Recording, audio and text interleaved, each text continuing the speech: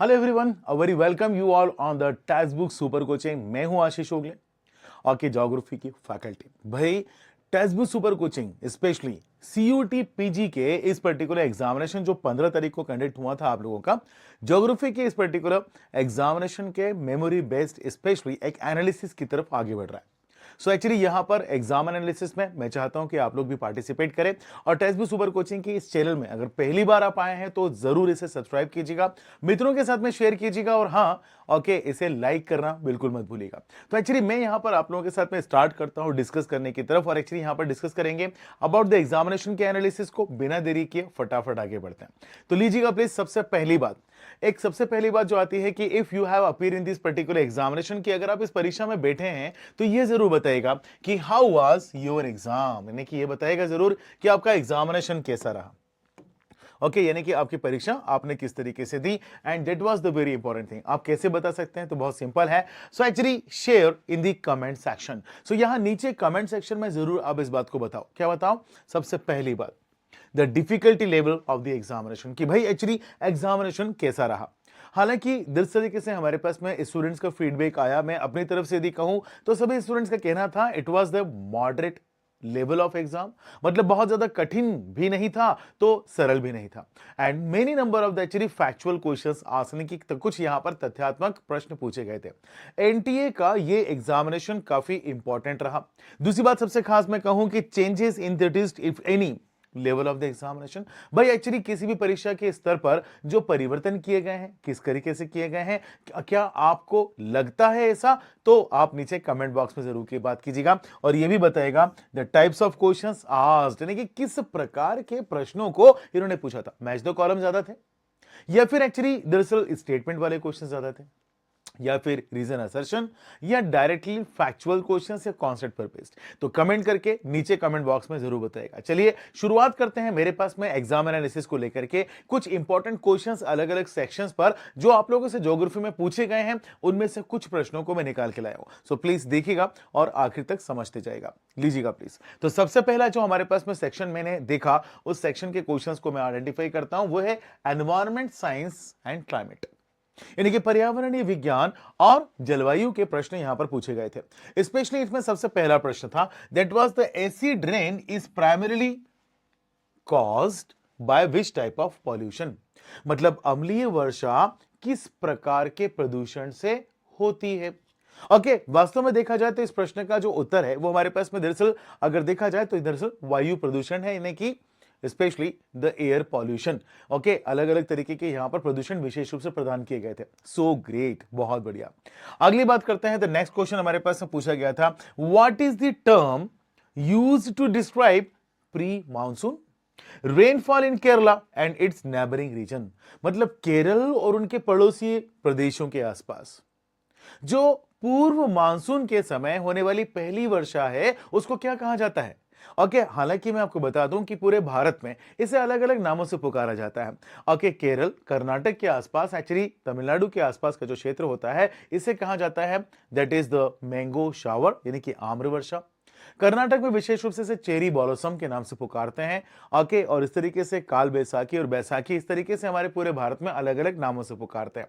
And that is a part of the Indian geography, यानी कि भारत के भूगोल पर पर्यावरण संबंधी और जलवायु संबंधी ये प्रश्न हमसे पूछे गए थे। अगला प्रश्न हमारे पास में आता है, in which region is specific humidity recorded as the highest, कौन से प्रदेश में ओके विशिष्ट आर्द्रता सर्वाधिक आंकी जाती है या सर्वाधिक अनुमानित की जाती है। सो एक्चुअली हमारे पास में यदि बात कर सकते हैं तो पूरे के पूरे अर्थ यानी कि पूरे पृथ्वी पर there is the different type of the climatic region, अलग अलग जलवायु प्रदेश हैं, from tropical region to the Arctic, Antarctic, actually we can say polar regions. तो इस तरीके से अगर देखा जाए तो सबसे खास सबसे ज्यादा जो विशेष रूप से हमारे पास में when we say about the equatorial region, यानी कि विषुवतीय प्रदेश। अगर मैं यहां ऑप्शंस की बात करता हूं तो ऑप्शंस को लेकर के कई प्रकार के छोटे से ओके कंफ्यूजन है, तो कोई दिक्कत वाली बात नहीं है, मैं आपको उसको एक्सप्लेन कर देता हूं कि दरअसल जब हम बात करते हैं सर्वाधिक स्पेसिफिक ह्यूमिडिटी यानी कि सर्वाधिक विशिष्ट आर्द्रता वाला जो प्रदेश है वो इक्वेटोरियल रीजन यानी कि विषुवतीय प्रदेश है।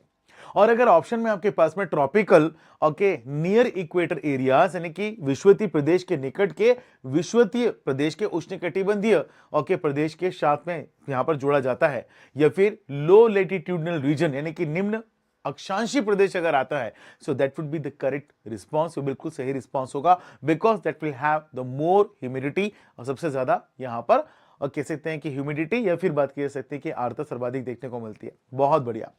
The next question which was asked over here, अगला प्रश्न जो हमसे पूछा गया था यहां पे, which atmospheric wind is commonly referred to as snow eater. भाई कौन सी पवन है जिसे सामान्यतः स्नो ईटर या फिर ओके बर्फ को खाने वाली पवन कहा जाता है। स्नो ईटर इसलिए कहते हैं because that is the particular warm wind, यानी कि ये गर्म पवनें होती हैं, and is a kind of the local wind, ये स्थानीय पवन होती है, और ये सामान्यतः ओके विशेष रूप से देखा जाए तो टेम्परेट रीजन यानी कि शीतोष्ण कटिबंधीय प्रदेशों में चलती है। ओके जिस कारण से इस टेम्परेट रीजन में जो हमारे पास में आइस शीट होते हैं कि बर्फ का आच्छादन होता है, इन पवनों के चलने के कारण से वो तेजी से पिघल जाती हैं, इसी कारण से इस पवन को कहते हैं स्नो ईटर। ये है चिनुक, है ना, that's good. So that is a chinook wind flowing into the America, जो अमेरिका में प्रवाहित होती है। बहुत बच्चे। सो अगला प्रश्न अपन देख लेते हैं। नेक्स्ट सेक्शन जो हमारे पास में आता है वो नेक्स्ट सेक्शन है that is geography and economy, यानी कि हम स्पेशली हमारे पास में ओके भूगोल और अर्थव्यवस्था, स्पेशली यहां पर इंडस्ट्रियल ज्योग्राफी ओके यानी कि इकोनॉमिक ज्योग्राफी के रूप में, यानी कि स्पेशली कह सकते हैं कि आर्थिक भूगोल के भाग में हमसे पूछे गए प्रश्न हैं। अच्छा, यहां जो प्रश्न पूछे गए थे उनके पर्टिकुलर नेचर को यानी कि प्रकृति को अपन देखते हैं किस प्रकार के प्रश्न थे। सीयूईटी के एग्जामिनेशन की अगर तैयारी कर रहे हैं तो इस सेशन को अपने मित्रों के साथ में सेशन शेयर जरूर कर दीजिएगा, और सेशन को लाइक करना बिल्कुल नहीं भूलना है। कमेंट सेक्शन में कमेंट करके जरूर बताना ओके कुछ क्वेश्चंस अगर आप एग्जाम में बैठे हैं तो किस तरीके की स्थिति होगी, और क्या लगता है क्या एक्चुअली इसमें कट ऑफ जाएगा। सो एक्चुअली आपका एक्सपेक्टेशन भी मैं जानना चाहूंगा, देखिए जरा। So geography and economy, specially यहां जो क्वेश्चन पूछा गया कि according to 2011 census of India, what is the level of urbanisation in the various states. मतलब अगर कहा जाए तो अलग अलग राज्यों में वर्ष 2011 की जनगणना के अनुसार किस प्रकार की नगरीकरण की स्थिति थी, मतलब किस राज्य में कितना ज्यादा नगरीकरण था। और इस तरीके से एक्चुअली हमारे पास में 4 स्टेट्स, कुछ 4 राज्यों को इनके द्वारा प्रस्तुत किया गया था। ओके इसी के आधार पर अपने को प्रश्न का उत्तर देना था। आप लोग जरूर बताएंगे कि एक्चुअली कमेंट बॉक्स में वो कौन से 4 स्टेट्स थे जिनको क्रोनोलॉजी में यहां पर देखना था या सर्वाधिक स्थिति के बारे में पता करना था, है ना, दैट्स गुड। अगला प्रश्न हमारे पास में दरअसल इसी सेक्शन में था, that is which geographical location record the highest tidal range. किस भौगोलिक प्रदेश में सर्वाधिक ओके ज्वारीय परास या सर्वाधिक ऊंचे ज्वार देखे जाते हैं। सो एक्चुअली इसका सबसे सिंपल फैक्चुअल एग्जामिनेशन के एग्जांपल हमारे पास में आता है, and that is the Bay of Fundy in Canada. यहां पर बात करते हैं उत्तर अमेरिका महाद्वीप में कनाडा के पास में अटलांटिक ओशन, अटलांटिक महासागर में ही विशेष रूप से आपको दिखाई देता है ये actually particular Bay of Fundy, Fundy की खाड़ी, है ना, दैट्स गुड। नेक्स्ट है which is the busiest maritime route in the world, which is also referred to as the big trunk route. Okay भाई कौन सा संसार में सबसे व्यस्ततम जलमार्ग है जिसे बिग ट्रंक मार्ग के नाम से भी पुकारा जाता है। एक्चुअली यहां पर यदि बात कर सकते हैं तो basically the north specially we can say Atlantic Ocean, उत्तरी अटलांटिक महासागर। एक्चुअली उत्तरी अटलांटिक महासागर में सर्वाधिक अगर हम कहें तो मैरीटाइम स्पेशली ट्रांसपोर्टेशन यानी कि समुद्री बहुत बड़े स्तर पर परिवहन देखने को मिलता है, जिसका सबसे बड़ा कारण है एक तरफ हमारे पास में है यूरोप के देश, यानी कि यहां अगर मैं कहूं तो आप कुछ इस तरीके से देख सकते हैं। I am just going to show you, ये देखिएगा जरा। ओके यहां अगर मैं कहूं तो यहां आप देख सकते हैं, देखो जरा, मैंने कहा कि बेसिकली ये है हमारे पास में नॉर्थ अमेरिका और ये है यूरोप।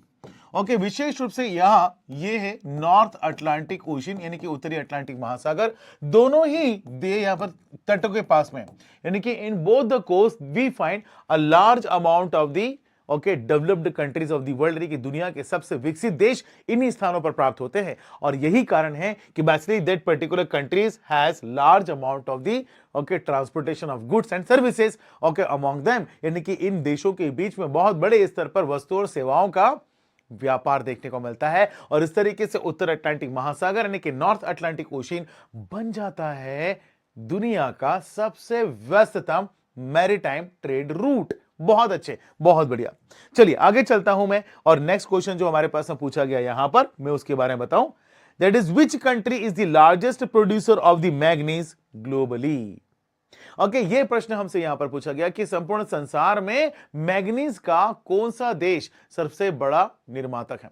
सो एक्चुअली यहां पर इस पर्टिकुलर क्वेश्चंस को यानी कि ये प्रश्न हमसे पूछे गए। ओके, इस क्वेश्चन का आंसर आपने क्या दिया और क्या ऑप्शंस थे वहां पर, इसके बारे में जरूर आप मुझे बताइएगा नीचे कमेंट बॉक्स में कमेंट करके आंसर कीजिएगा। ओके, और यहां पर सबसे इंपॉर्टेंट इस पर्टिकुलर सेशन को अपने मित्रों के साथ में शेयर कर दीजिएगा और पहली बार आ रहे हैं तो इस पर्टिकुलर सेशन को हाँ जी सब्सक्राइब करना बिल्कुल मत भूलिएगा।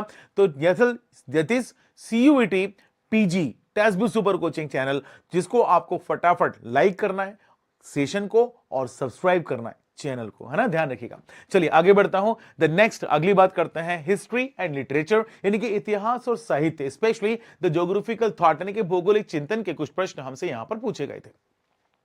सो जिसमें सबसे पहला प्रश्न आता है कि who is credited with the coining the term ecosystem. भाई इकोसिस्टम यानी कि पारिस्थितिकी शब्द को किसने सर्वप्रथम गढ़ा। That was the George Tansley. Yes exactly, ये टेंसले थे ओके, जिन्होंने सबसे पहले एक्चुअली इस इकोसिस्टम शब्द को गढ़ा था।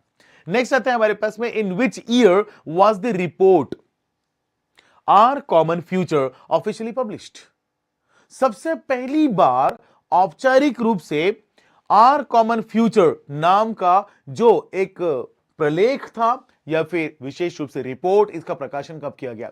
तो मैं आपको बता दूं our common future that was the particular goal यानी कि एक यहां पर विशेष रूप से लक्ष्य दिया गया था टू अ पर्टिकुलर कमीशन। ये अगर हम कहें तो एक आयोग था and that particular commission chaired by the Brundtland, और इस आयोग की अध्यक्ष थी ब्रंटलैंड और इसे ब्रंटलैंड कमीशन यानी कि ब्रंटलैंड आयोग के नाम से ही पुकारा गया, जिनका जो गठन था that was actually occurs around the particular 1987 1987 में इनके द्वारा इस प्रतिवेदन को प्रकाशित किया गया था यानी कि पब्लिश किया गया था। और इस रिपोर्ट की सबसे खास बात, in that particular report only we got the word that is sustainable development यानी कि सतत पोषणीय विकास। हाँ जी, पहली बार ही इस पर्टिकुलर आर कॉमन फ्यूचर में इस शब्द का प्रयोग किया गया और इस पर्टिकुलर रिपोर्ट में ही सस्टेनेबल डेवलपमेंट की डेफिनेशन दी गई यानी कि सतत पोषणीय विकास की परिभाषा दी गई थी, जिसमें यह कहा गया था use carefully the resources presently as per of your need by keeping your eye to the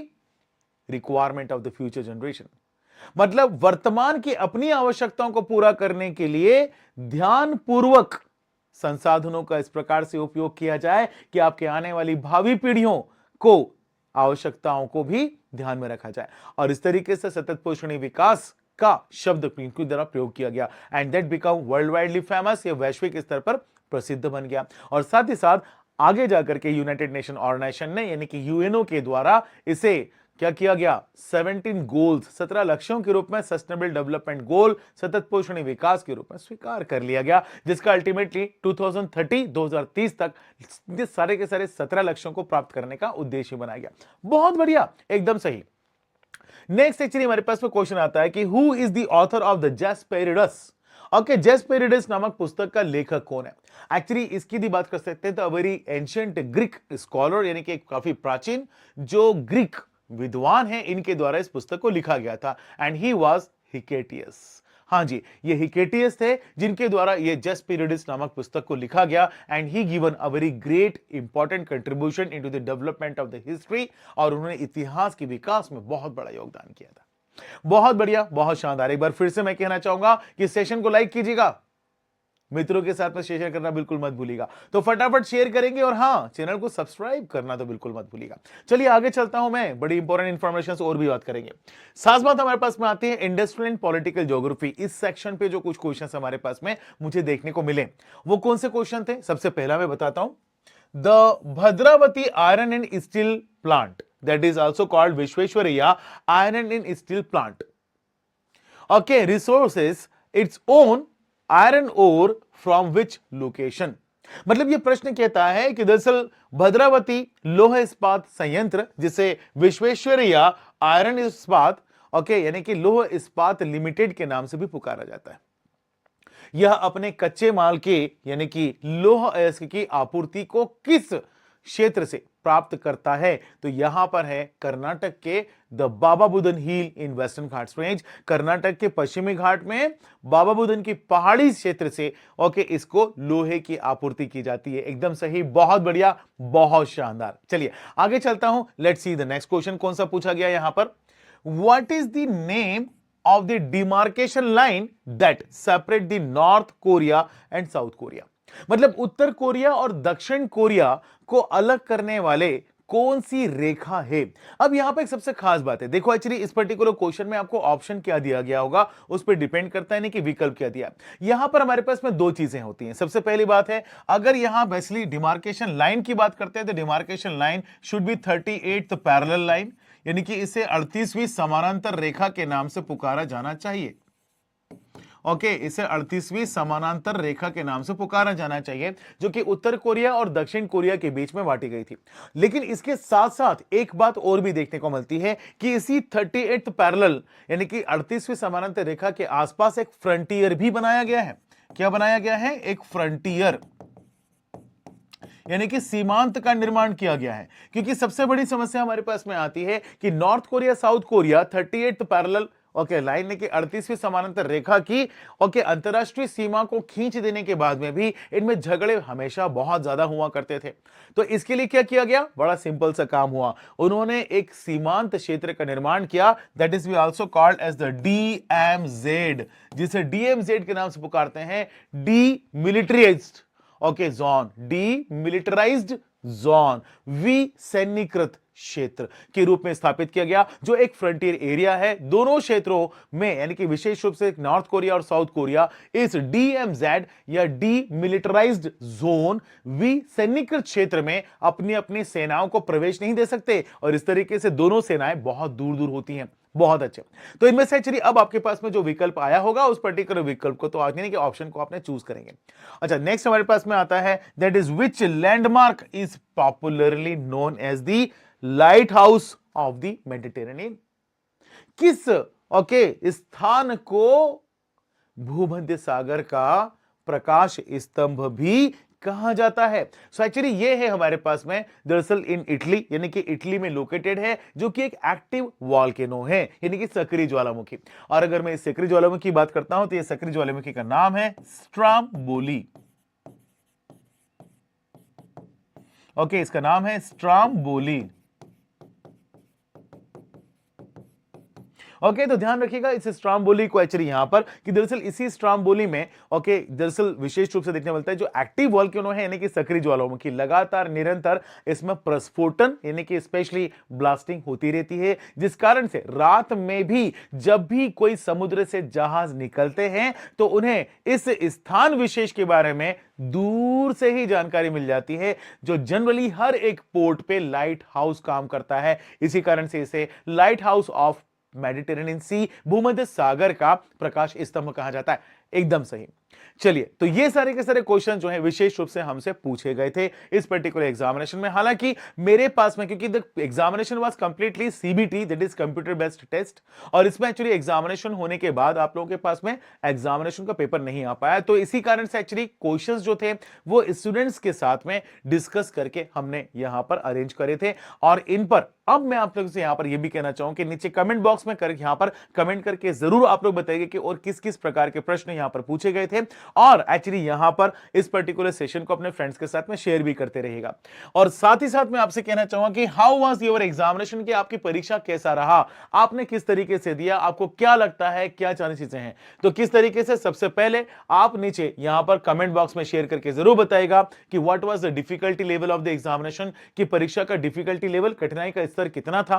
साथ ही साथ आप बताएगा कि changes in the introduction if the particular level of examination, यानी कि इस परीक्षा में क्या यहां पर पिछली गत वर्षों में की गई जो परीक्षाएं थी एनटीए की, CUT की एग्जामिनेशन की, एक्चुअली इन पर्टिकुलर क्या प्रीवियस ईयर क्वेश्चंस में इस बार के आने वाले प्रश्नों में किसी प्रकार का कोई अंतर था, कोई परिवर्तन था, पिछली बार कठिन या फिर इस बार सरल, या फिर इस तरीके से कुछ व्यवस्थाएं थी, इस पे जरूर बताएगा। और साथ ही साथ the types of questions asked in the examination, यानी कि किस किस प्रकार के प्रश्न आपसे परीक्षा में पूछे गए थे, जरूर से जरूर नीचे कमेंट करके बता दीजिएगा।